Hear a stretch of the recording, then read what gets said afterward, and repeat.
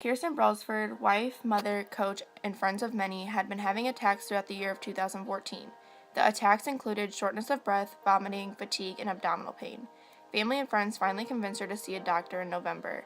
After taking multiple tests, she was diagnosed with stage 4 colon cancer on November 19th that had spread to her liver and lymph nodes.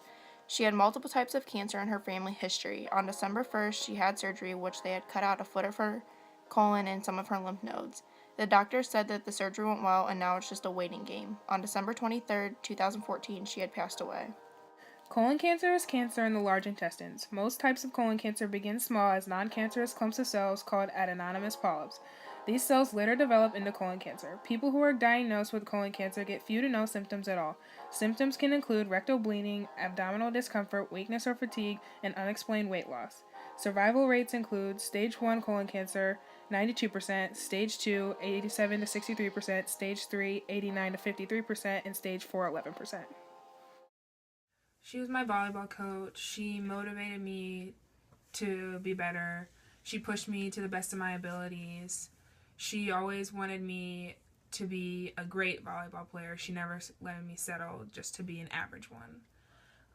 She was like a second mom to me. She cared about me and always asked how I was doing, how my tournaments went, and she inspired me to be a role model to the younger kids and the underclassmen. She was always at Snyder and was always so sweet and caring. She never thought about herself for 1 second. She never sat down and take time for herself either, and she just always wanted to help out somehow, no matter what the situation or how much time she had. She'd always help at least a little bit, and she always just asked how I was doing and how life was and everything. I just kind of miss her smile overall. She always had a big smile on her face, and I could talk to her about pretty much anything, if it was just a life thing or just asking how she was doing or her asking me how I was doing. And her voice was always just so calming and reassuring. She'd always say that it'd be okay and it'll get better. And like when the first time I went to her house, just when I went to her house, period, it was always just so welcoming and felt like a second home. I miss her coaching skills. She was by far one of the best coaches I've been coached by. She's probably one of the best around. I miss our team dinners with her because she always made the best food ever. Her chicken and dumplings were amazing. I miss her guidance, her advice. She always gave me great advice, whether it was about volleyball or if it was about everyday life. And I miss her voice. I have this video on my phone, this voicemail, and I always listen to it just so that I'll never forget. Well, I had many memories with her, but when I was thinking of these, a couple kind of stuck out. But when I'd be over there, she'd make food or something, and she'd always be like, "Oh, you have to try this." I'm like, "No, I don't like it." She's like, "No, you have to try it." So I would, and almost every time I'd end up liking it. And she'd always ask me, like, "That's all you're going to eat, or that's all you're going to put on your plate?" I'm like, "Yeah." She's like, "What? No!" Because she was just used to so many other people, like, eating so much of her food and the boys and everything. I had a lot of memories with her, too.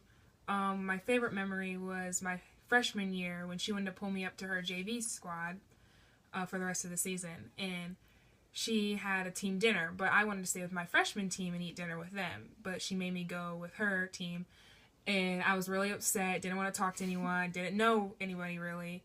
And so I just sat on the couch, did my homework, ignored everyone. And then she gave me some chicken and dumplings, and I've never tried chicken and dumplings before. And she gave them to me. I ate them, and I acted like I hated them because I was a hard-headed freshman, but I loved them deep down inside. Yep, that's it. Preventions include consider screening around the age of 50, and if you have family history of cancer, you should consider it sooner. Eating a variety of fruits, vegetables, whole grains, and also vitamins. Limit the amount of alcohol you consume. Stop smoking. Exercise most days of the week. Maintain a healthy weight, and gene therapy.